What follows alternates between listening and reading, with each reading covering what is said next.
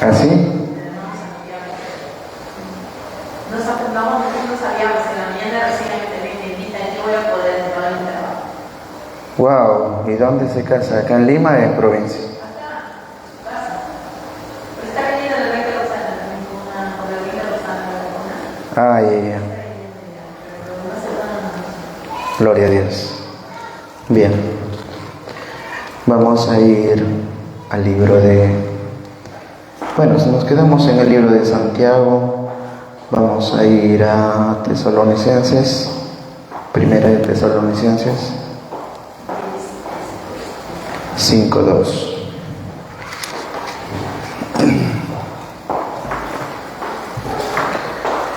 Primera de Tesalonicenses 5:2. El día de hoy vamos a ver, adicional a las enseñanzas, 3 aspectos que nos identificarán esta enseñanza.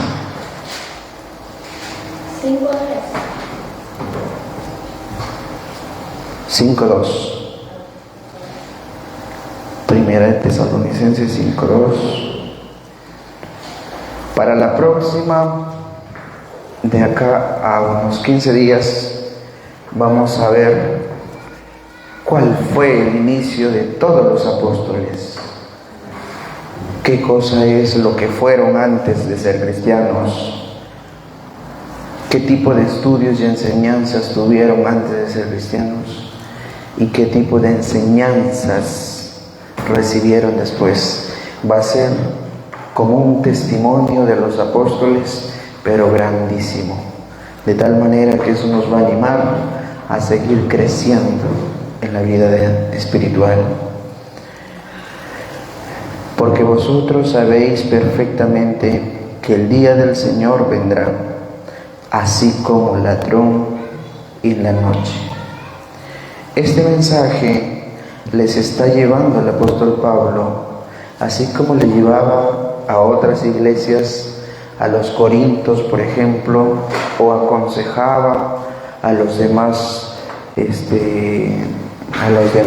discípulos. En este caso también se lo aconsejaba a Santiago, y había muchas reuniones entre apóstoles. Entonces ahora está dirigiéndose a la iglesia tesalónica, que en este caso es la primera epístola.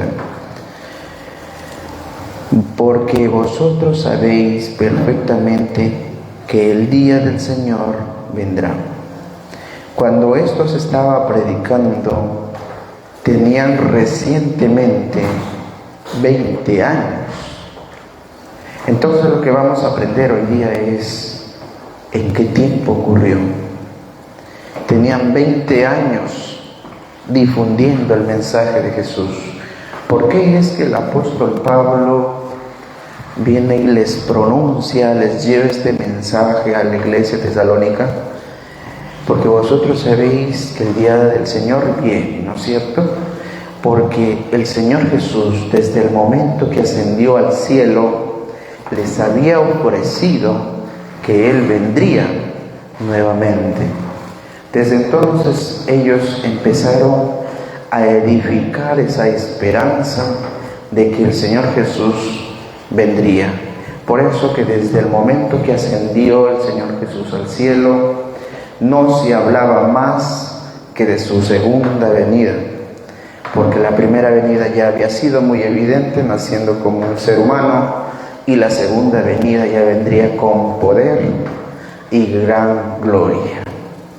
Entonces es importante, amada iglesia, que hoy también tomemos en cuenta esto, que Cristo viene pronto.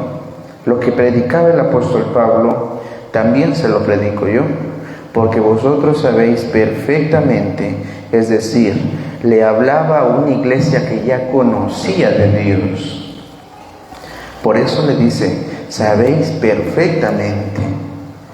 Acá no le está hablando a un pueblo que desconocía de la presencia de Dios. Entonces nosotros tomamos también este texto como una referencia para cuando vayamos a predicar. Nosotros no podemos decirle así abiertamente a alguien que todavía no conoce de Dios en lo absoluto, el Señor Jesús viene, porque no va a entender de qué manera es que Él se manifestará en su venida, o cómo es que vendrán los sucesos, porque dice que los hijos suyos entienden lo suyo, pero los hijos que aún todavía no pertenecen a su redil no tienen el más mínimo conocimiento. A ellos les tenemos que predicar inicialmente el arrepentimiento. Por eso dice su palabra de manera ordenada: id y predicar el Evangelio a todas las naciones. No dice un apóstol. Otro apóstol nos menciona: id y predicar el Evangelio a toda criatura. Y así cada uno tiene una apreciación distinta, pero un solo objetivo. Finalmente, el propósito siempre va a ser llevar el mensaje. Siempre va a ser llevar el mensaje de una manera muy clara, de una manera muy explícita, conociendo el objetivo que tenía el Señor Jesús. Es decir, cada apóstol lo apreciaba distinto, pero no estaba hablando de un Dios distinto, estaba hablando del mismo Dios, del Dios que hoy estamos predicando, del Dios que hoy seguimos alabando su nombre. Amada iglesia, este mensaje que le estaba llevando al apóstol Pablo, con estas características puntuales, primero, le lleva un mensaje de recordatorio. Dice: porque vosotros sabéis, está recordándole. Por eso es que yo hago referencia que este no es para un pueblo desconocido, este era para el pueblo de Dios, este era para el pueblo que ya conocía los procesos que tenía que vivir y la venida que se vendría para el rescate de la iglesia a través de la segunda venida de Cristo. Estaba hablando para una iglesia conocedora de este propósito. Por eso le dice que el día del Señor vendrá, así como ladrón en la noche. Cuando hablamos vendrá, estamos hablando de un tiempo futuro. Es muy evidente, ¿cierto? Pero sí quiero que aclaremos un poco por qué como ladrón en la noche. Apuesto que muchos les genera infinidad de confusión, porque piensan que de pronto, porque hay diversas creencias, que el Señor Jesús va a venir en la noche. Se predica tal cual está escrito. Y vamos comprendiendo de que le está haciendo referencia a dos puntos objetivos. Porque dice: se levantará guerra, nación contra nación y reino contra reino. Cuando eso ocurre, ¿qué es lo que se presenta en la humanidad? En la humanidad se presenta en ese momento tiempos de tiniebla. Por eso que Cristo dice que vendrá en la noche. No habla de una noche que conocemos ahora por situaciones de tiempo, de calendario, etc. Habla de una noche espiritual en un aspecto. En otro aspecto le está diciendo, cuando le dice ladrón, le está diciendo que Él no va a avisar a nadie cuando venga. Él no va a enviar un ángel para que informe que Él ya está en camino, porque ese informe, ese mensaje ya lo estamos dando hoy en día. Cuando nosotros le decimos Cristo viene pronto, cuando usted dice Cristo viene pronto, está anunciando del propósito de su regreso del Señor Jesús. Entonces el Señor Jesús ya no va a enviar a nadie más. Para eso estamos nosotros. Por eso dice vendrá como ladrón. ¿En qué sentido? Sentido literal, figurativo. El ladrón nunca avisa cuando va a llegar a hurtar algo. Por eso que, tomando ese punto de partida como un concepto básico, comprendemos que no avisará. ¿Por qué? Porque el Hijo no sabe el día ni la hora de su venida, tan solamente lo sabe el Padre. Entonces tampoco Él podría anunciar un día de venida.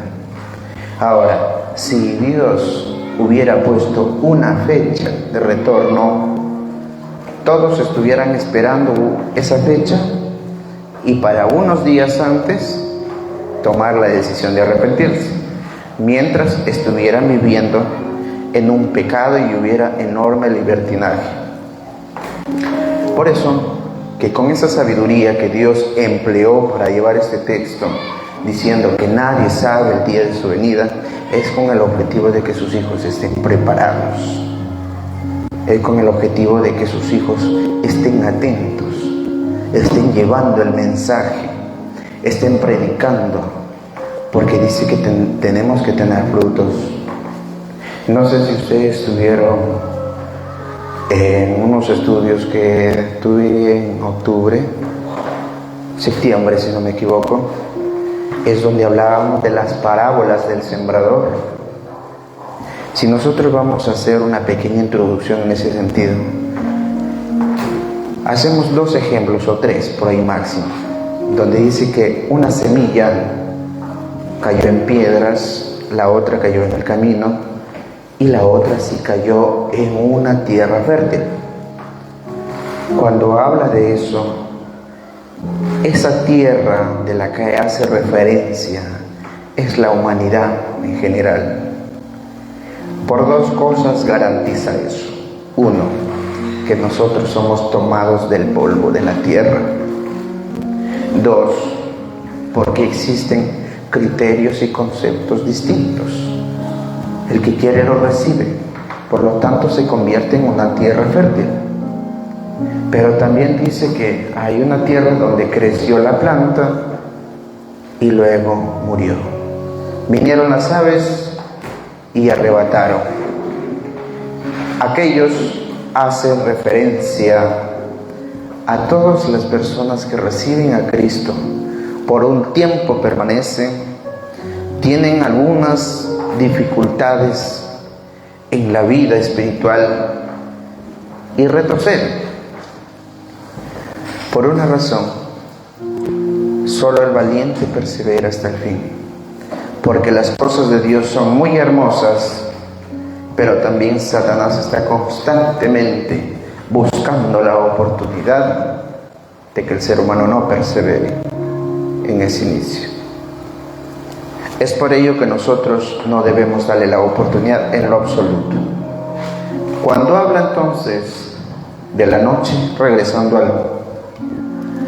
al propósito original del mensaje, cuando habla de noche, está hablando de que va a encontrar el mundo en un tremendo caos.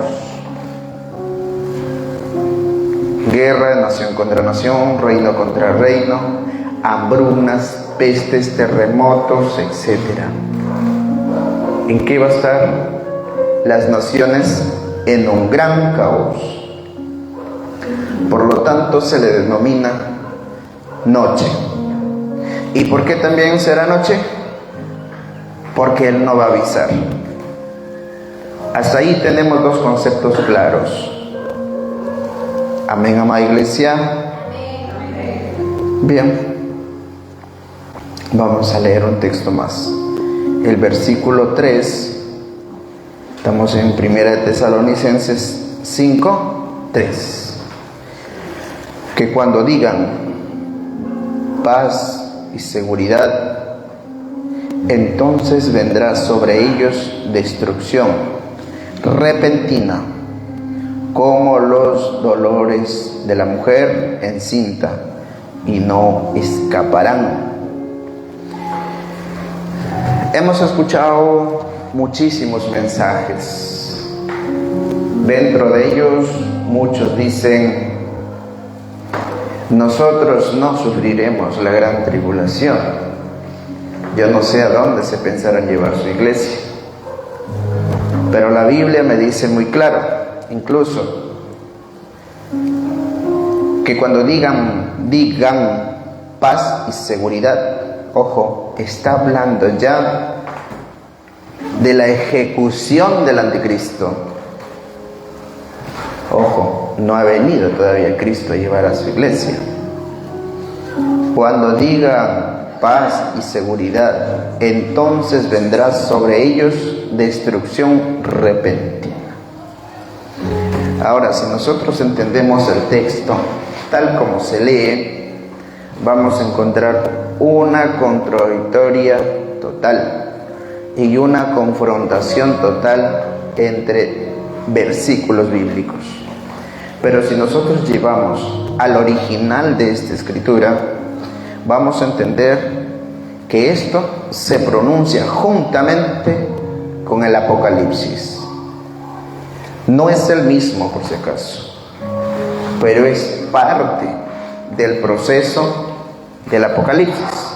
Porque en el Apocalipsis me dice que va a haber un tiempo donde ya se produzca la paz, y entonces el hijo de perdición reinará. Es por ello que acá me advierte algo importante. Porque cuando digan paz y seguridad, ojo, entonces vendrá sobre ellos destrucción repentina, como los dolores a la mujer encinta, y no escaparán. Tengamos bastante cuidado, porque esos tiempos están a la puerta. Están esperando por un poquito de tiempo. Una vez que eso ocurra, ya no habrá marcha atrás y tampoco habrán personas que prediquen. Porque aquellos, dice, serán llevados a prisión, serán torturados, y naturalmente por el temor del ser humano de no sufrir algún tipo de daño físico, el amor de muchos se enfriará, dice su palabra. Es por ello que nosotros debemos de estar totalmente enfocados en lo que aprendemos de Dios, llevarlo a la práctica, para que de esa manera estemos con las fuerzas espirituales luchando el día de la persecución. Si es que aún todavía estamos con vida, si es que aún todavía Cristo nos ha permitido seguir viviendo, tenemos que luchar con las fuerzas espirituales, no con las fuerzas naturales, porque las fuerzas naturales ni aún ahora nos pueden ayudar, que no estamos en tribulación. Menos va a ser en ese momento. En ese momento el ser espiritual va a ser el que lo va a hacer permanecer, porque solamente tiene que enfocarse que preferible es sufrir un poquito de tiempo, pero tener la vida eterna, a estar libre por un poquito de tiempo y tener condenación eterna. Alimentemos cada día más a ese ser espiritual. Cada día. Que el yo ya no vaya en nuestras vidas. Que el yo, en un término general, vaya disminuyendo y vaya creciendo el vives tú. Vives tú, Cristo vive en mí, es decir, le digo, tú vives en mí, Cristo amado. Yo ya no vivo, el yo tiene que ir muriendo. De esa manera vamos a estar totalmente afirmados en las cosas de Dios.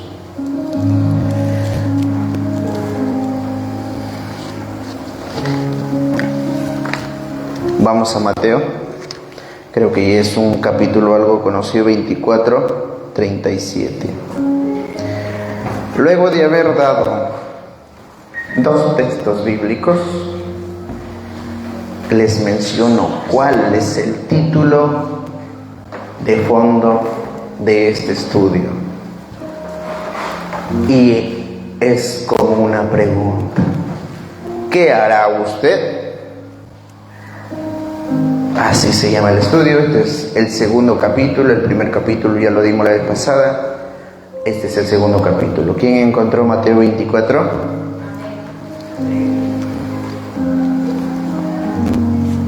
¿Lo podría lecturar, por favor? 37. Sí.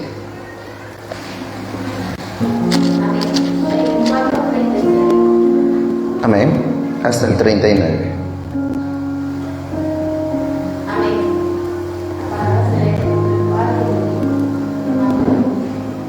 Mas como los días de Noé, así será la venida del Hijo del Hombre.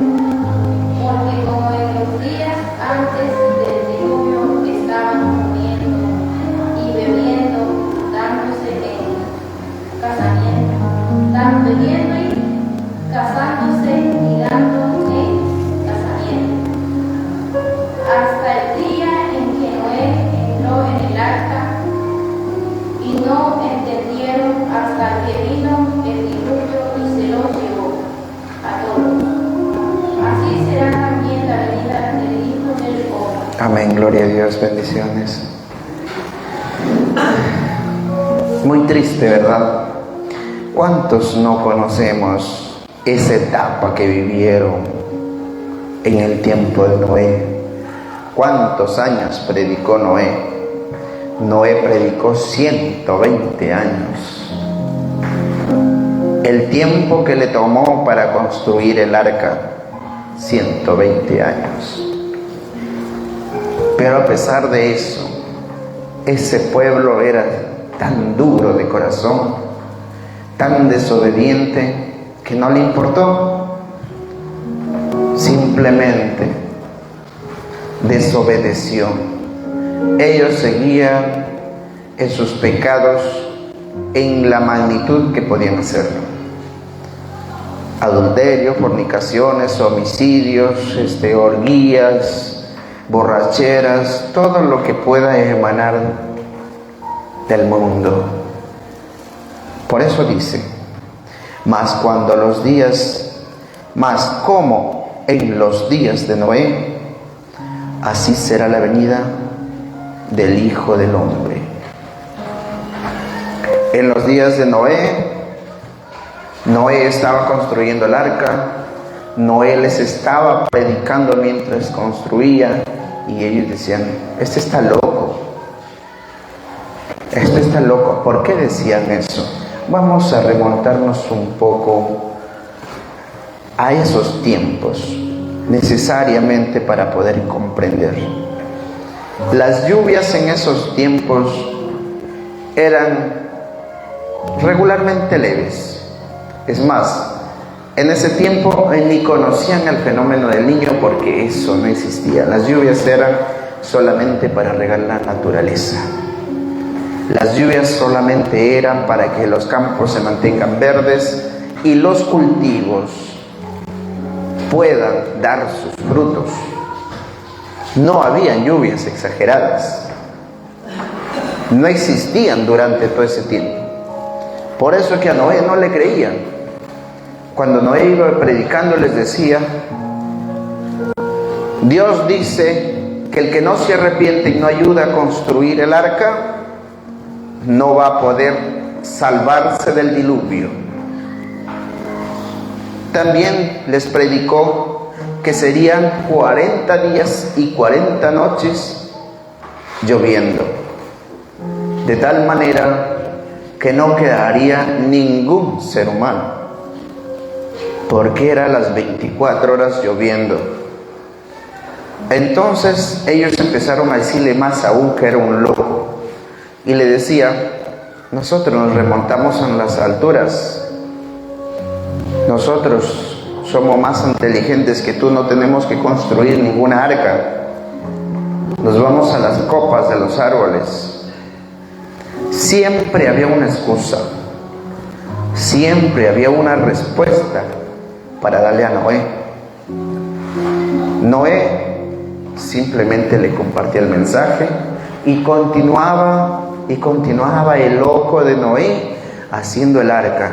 Continuaba, de tal manera que el diálogo que tenía Noé con Dios era continuo. Las medidas del arca, la madera, las anchuras, la profundidad y el espesor de todo se lo diseñaba Dios. Todo le daba Dios. No había algo que Él, por su propia creación, por su creatividad, pueda hacerlo. Se trataba de algo especial. Se trataba de eliminar el pecado y también eliminar los pecadores. Entonces, llegó el día donde el diluvio empezó a llover, sus inicios. 3 días y 3 noches estaban preocupados. La cuarta noche y el cuarto día empezaron a entrar en desesperación. Las ciudades quedaron vacías. Las personas empezaron a subir a los cerros. Empezaron a generarse desesperación. Empezaron a invadir las personas que, así como ahora también viven en cerros algunos, empezaron a invadirlos, empezaron a sacarlos de ahí, porque ellos pensaban que subiéndose a las alturas el agua quedaría en la superficie baja y ellos podrían tener vida. Cuando ya iban en el 10º día, empiezan a buscar el arca de Noé. El arca de Noé ya estaba flotando. Ya no tenía oportunidad nadie. Noé incluso, según la palabra de Dios, él intentó abrir la barca, pero Dios no le permitió. Dios la selló. ¿Por qué? Porque ellos ya habían tenido la oportunidad.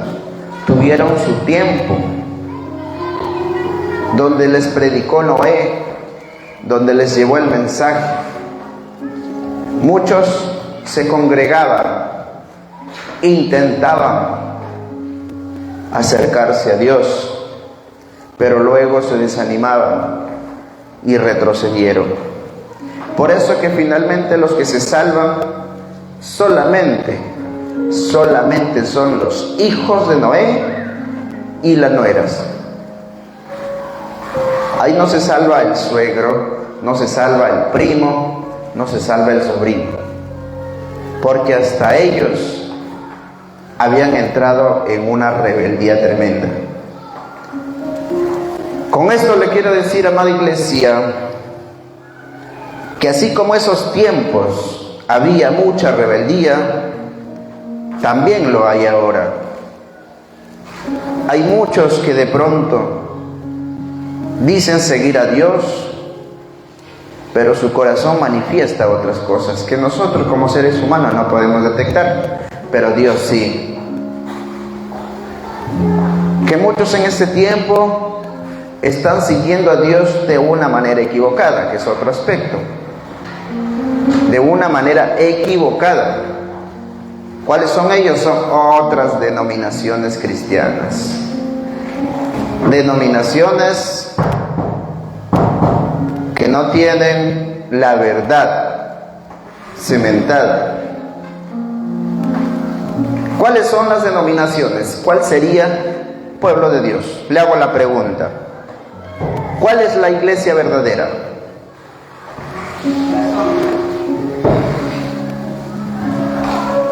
¿Cuál es la iglesia verdadera, hermanita Livia? ¿Cuál es la iglesia verdadera para todos?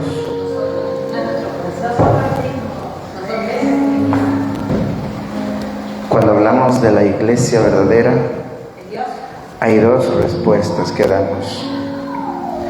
Es uno mismo y es quien predique la verdad. No es el adventista, no es Pentecostés, no es Cristo solo, no es movimiento misionero mundial, no sé qué más hay. Es quien predique la verdad. así como está escrito, que así se predique. Esa es la verdadera iglesia donde debe de congregar, porque eso va a ir guardando cada vez más en su corazón, y esa iglesia que es usted mismo va a ir conservándose y creciendo. Si usted aprende mentira, un ejemplo, si va a una iglesia, aprende de lo que le enseñan, y si es una mentira, esa se le queda. Más aún, las cosas que son malas y convenientes para Satanás son grabadas más fácilmente. Por eso es importante, amada iglesia, que nosotros nos cuidemos mucho. ¿A dónde vamos a congregar cuando no podemos venir acá? Porque el que se contamina es su propio cuerpo, porque ustedes son el templo del Espíritu Santo, porque ustedes son lo que Dios escogió para morar. Por eso, amada iglesia, comprendamos que el verdadero evangelio está en la palabra de Dios, pero la verdadera iglesia es usted y quien predica la verdad. Esas son las dos respuestas, iglesia. 38. Porque como en los días antes del diluvio estaban, así como ahora, comiendo, así como ahora, bebiendo, así como ahora, casándose, y así como ahora, dándose en casamiento, hasta el día en que Noé entró en el arca. Esa era la señal. Y como usted ve, eso que pasaba en ese tiempo está pasando exactamente ahora. Ahora, no digo que casarse es malo o algo parecido, por si acaso. Vamos a la realidad de los hechos. En los días de Noé estaban comiendo, también ahora. Estaban bebiendo. ¿Cuántas discotecas están en funcionamiento ahora? Estaban casándose, también están casándose. Y dándose en casamiento, también es ahora, hasta el día que entró en el arca Noé. Ahora viene la pregunta. Eso fue hasta que Noé entró en el arca. Eso quiere decir, y viene la pregunta muy inquietante, y hay personas que son muy curiosas. ¿Cuántos días estuvo el arca de Noé lista y no entró? Porque no es que la elaboró, terminó, entró y cerró todo. Estuvieron 7 días el arca totalmente acabada, porque 7 días son los días de la perfección. Y es por eso que Dios mandó que 7 días todavía les daba la oportunidad para que puedan arrepentirse y entrar en el arca, juntamente con Noé, porque una vez que entró Noé al arca, ya no había oportunidad. Y recordemos la secuencia. Primero ingresaron los animales, después ingresaron los hijos de Noé, las nueras, la esposa, y al último entra Noé. Cuando Noé entra, se cerró la puerta. ¿Cómo esto puede ser similar a la venida del Señor Jesús? Muy sencillo. Acá Noé entra, pero en la venida del Señor Jesús, el Señor Jesús sale. Mire la diferencia. Los sucesos son iguales. Todo lo que acá menciona es lo mismo que está pasando ahora. Pero la fase final de este texto ya tiene una diferencia tremenda. Porque Noé entra para que pueda venir el diluvio y terminar con la humanidad, con los pecadores. Pero en este caso, cuando Cristo venga, Él sale. ¿De dónde sale? Del santuario. Ahora nosotros todavía podemos invitar a muchas personas a que acepten a Cristo. Podemos invitar a muchas personas que oren y orar nosotros por ellos para que tengan sanidad, para que tengan conocimientos en la palabra de Dios, para que se conviertan en pastores de pronto a través de su amplio conocimiento, y es Dios quien le otorga ese gran privilegio. ¿Por qué? Porque todavía está el Señor Jesús en el santuario. El Señor Jesús está en el santuario desde que ascendió al cielo, porque de lo contrario, nuestras oraciones no tendrían ningún tipo de respuesta. Así como se armó el santuario terrenal, donde entraban para poder hablar con Dios, así también hay un santuario espiritual, donde está el Señor Jesús. Cuando el Señor Jesús, por eso Apocalipsis dice que cuando el anciano sale del santuario, entonces la presencia de Dios, de Cristo, se nota. Anciano no es por edad, anciano es por sabiduría. La Biblia no menciona ancianos de edad, sino en sabiduría. Es por ello que nosotros ahora estamos predicando que viene Cristo. Y cuando Noé estaba predicando que él se va a encerrar en el arca. Son dos cosas distintas. ¿Por qué? Porque Noé no podía ser llevado al cielo. No era tiempo, no era ese el objetivo. Pero ahora sí, esta iglesia va a ser arrebatada al cielo. Después de 1000 años, retorna esta misma iglesia, pero ya no sola, con Cristo. Porque esta tierra que nosotros hoy vemos va a ser purificada. ¿Cómo va a ser purificada? Según su palabra, en Apocalipsis dice, con el fuego. Todo se va a consumir. Todo. No va a quedar absolutamente nada. Y entonces se va a considerar, por eso dice, la ciudad santa vi descender del cielo. La ciudad, los ciudadanos somos nosotros, los cristianos. Pero para eso el Señor Jesús pide un requisito, que en el camino que estamos, dice en Mateo 24:13, perseveremos. Ese es el requisito que pide el Señor Jesús. No es complicado. ¿Y por qué el Señor Jesús pedirá que perseveremos? Porque Él sabe que este camino que Él nos ha diseñado no es para cobardes, sino solo para valientes.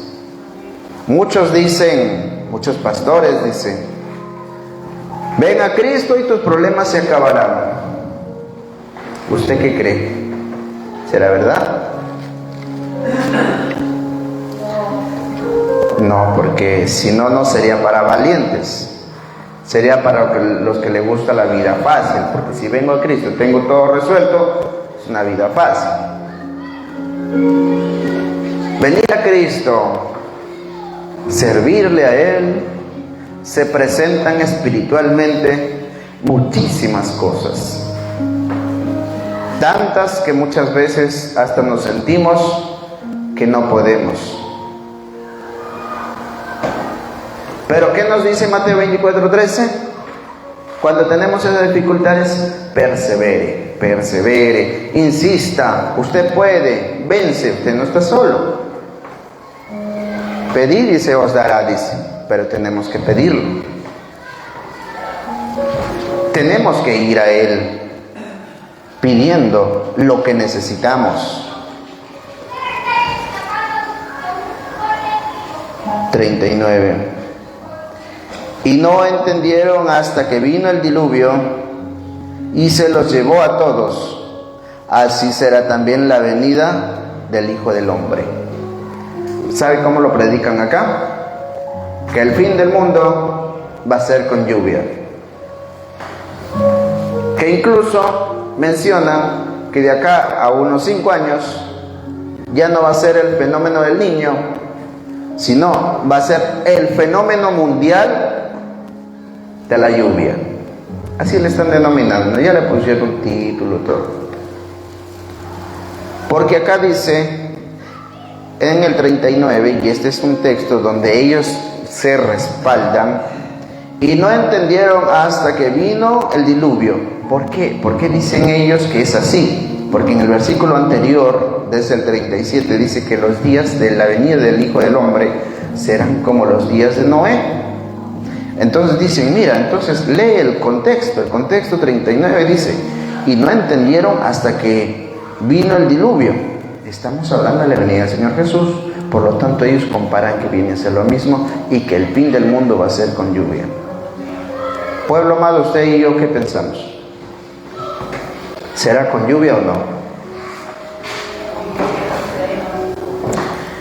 El fin del mundo, hoy en ese tiempo, en el tiempo de Cristo, esto es un ejemplo del final total de la naturaleza, pero no va a ser con lluvia. Es un ejemplo.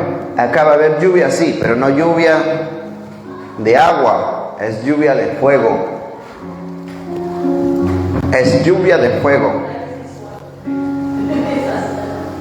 Si nosotros cuando nos quemamos friendo el huevo, pegamos un saltito, imagínense cuando tenga que caer todo el cuerpo al fuego. Yo no me quiero ni imaginar.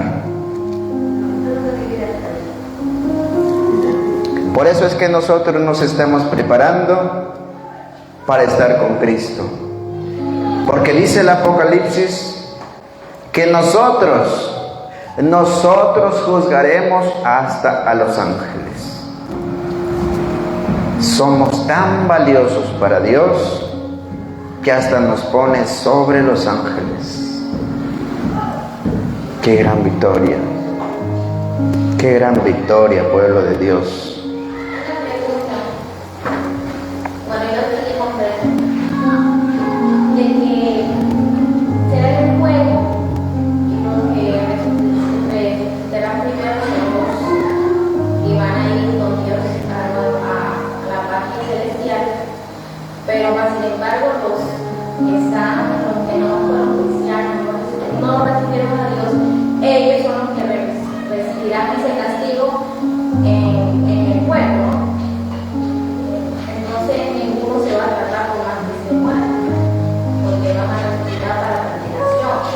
Así es.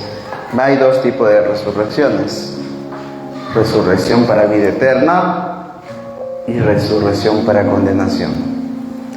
Justamente ahí es donde se va a purificar, porque todos van a resucitar para rendir cuentas a Dios.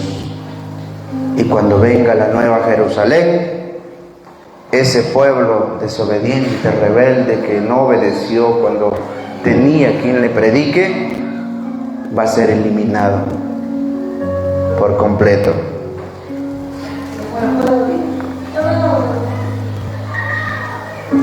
Y no entendieron hasta que vino el diluvio y se los llevó a todos. Esto está siendo comparado con el diluvio de Noé. Por lo tanto, si hablamos de las cosas próximas que vienen, que es la venida del Señor Jesús, está hablando también de todos. Todos rendirán cuenta, todos los muertos resucitarán, todos seremos en un momento retribuidos, como dice 2 Tesalonicenses 1:8, ya sea los que obedecieron con la corona de Dios, los que no, al fuego eterno. Pero todos van a tener una recompensa. Eso es lo bueno, todos van a tener una recompensa. Lo que fue bueno, bueno, y lo que fue malo, lamentablemente va a ser malo, el fuego. Y lo peor, que no es que lo van a premiar dejándolo sin comer una semana, no es que lo van a castigar así, perdón, dejándole de comer una semana, le van a dar un premio. El premio es muerte. Muerte. Y el que obedeció el Evangelio de Dios, el que obedeció todos sus principios, el premio es vida. Solamente existen dos conceptos: la vida y la muerte. ¿Quién otorga la vida? Es Cristo. ¿Quién otorga la muerte? El Dios de este siglo. Sencillo, solamente hay dos. Por ahí de pronto surge la idea, pero son muchas las iglesias. Sí, pero se habla del que habla la verdad, es el que se lo llevará el premio. Y el que habla mentiras o predica para su conveniencia, es el que recibirá la retribución de fuego eterno. Tenemos dos. Así existan muchas iglesias, tenemos solamente dos: los que se salvan y los que se pierden. Por eso Dios invita a salir de ahí, dice: salid de ahí, pueblo mío. Los que estén en iglesias que no les hablan la verdad, ustedes invítenlos a que salgan. Hay muchas iglesias que ahorita están llenas. ¿Por qué están llenas? Porque ahí no le prohíben. No importa si está peleándose con el hijo, con la hija, con el esposo, con la nuera, con los nietos. No importa si viene con una falda chiquitita. No importa si viene con un chorcito o un polito que la mitad del pecho nada más le cubre. No importa, lo importante es que esté lleno y me den la ofrenda. Esa iglesia no predica de Dios, porque Dios es santo, y predica solamente conveniencias. No le digo nada porque se va a resentir, se va. Pero ¿qué estoy enseñando? Amada iglesia, avanzamos un poco más, vamos a 2 de Pedro, vamos a 2 de Pedro 3:13.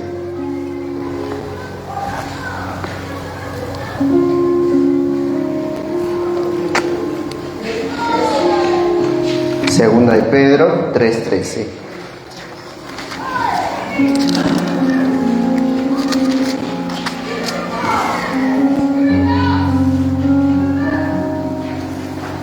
Amén, pueblo de Dios. ¿Y quién es aquel que os podrá hacer daño? Ni vosotros seguís el bien. A ver, yo le hago una pregunta. Si usted tiene a Cristo, ¿será que es una persona afortunada o no? ¿Quién le podrá hacer daño? Como Salmos 27, que dice: Jehová es mi luz, ¿de quién temeré? Si Jehová es la fortaleza, ¿de quién? No puedo temer de nadie. Y cuando Cristo le dice: no temas al que mata el cuerpo, pero el espíritu no puede matarlo, ¿qué entiende usted ahí? Es más, ahí mismo agregado le dice que si le dan una bofetada en una mejilla, no dice agarre una piedra y devuélvale, dice dele la otra. Para que no seamos uno más de aquellos que dice: este pueblo de labios me honra, pero su corazón está lejos. Para que no formemos un número más de esas cifras, porque no crea que no existen, sí existen. Y por eso es la pregunta: ¿y quién es aquel que os podrá hacer daño? Si vosotros seguís el bien, ¿quién podrá contra nosotros? Si usted tiene a Cristo, si usted predica del Cristo, de este Cristo que vive, que nos salvó, de este Cristo que cuando nosotros estábamos en una situación difícil, incluso en algunos casos, con una sentencia. Pero alguien apareció, le predicó de Dios, y eso fue lo que ocurrió, un cambio enorme. Estaba a punto de cometer un homicidio, pero cuando le hablan de Dios y le dice que todo homicida no heredará el reino de los cielos, desistió. Pueblo de Dios, vosotros que están acá presentes, y ese pueblo que está a través de los medios digitales, ¿cuántos no han pasado esto? ¿Cuántos de alguna manera han sido ayudados, pero son desconocidos? No reconocen como su ayudador a Jesucristo. Más bien dicen que fue suerte. La suerte no existe, es un pretexto. Surgió en el año 710, cuando, según dice, por pura suerte gané la guerra. No, Dios tenía preparado. Dios sabía que el propósito era ayudar a alguien, porque tenía objetivos para esa ciudad. Pueblo de Dios, nosotros ya hemos despertado de ese sueño que nos hacían creer. Lucas 21, 34 al 36.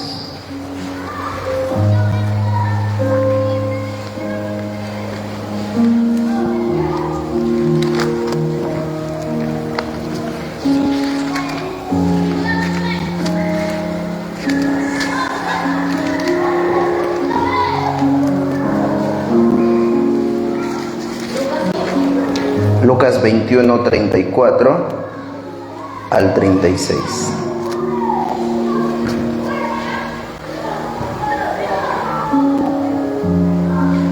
Amén, ¿lo tenemos?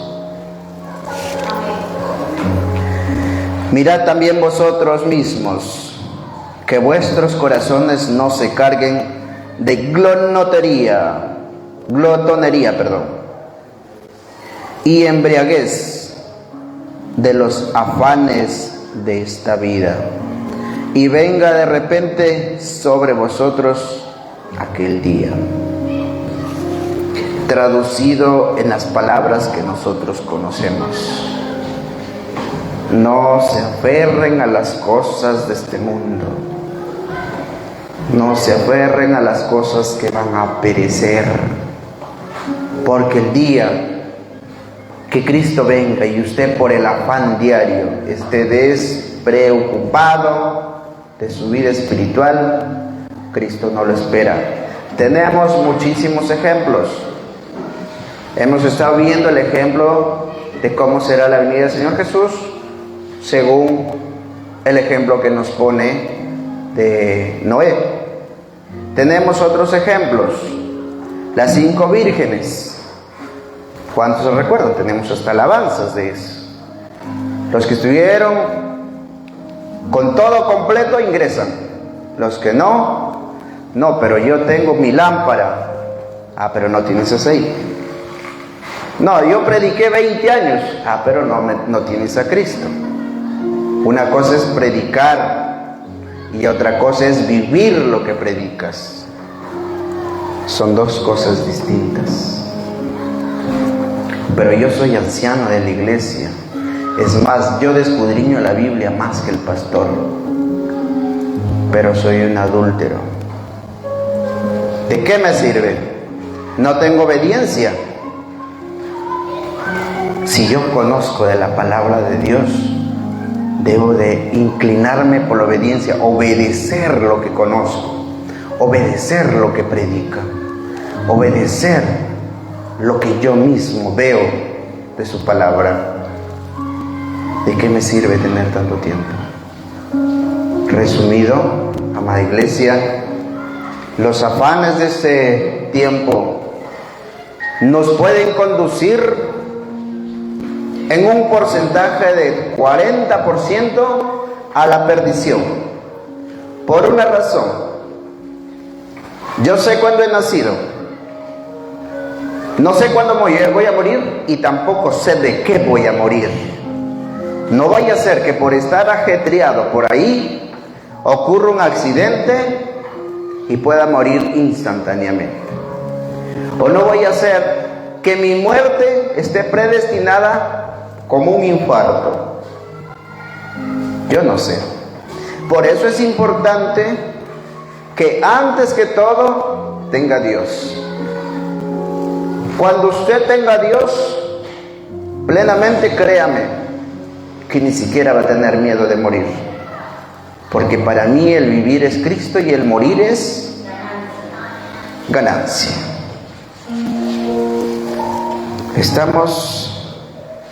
Vamos al 35. Porque como un lazo vendrá sobre todos los que habitan sobre la faz de toda la tierra. Velad, pues, en todo tiempo, orando que seáis tenidos por dignos de escapar de todas estas cosas que vendrán y de estar en pie delante del Hijo del Hombre. Ojo, dice, velad pues un día. Así dice, en todo tiempo. Velad en todo tiempo.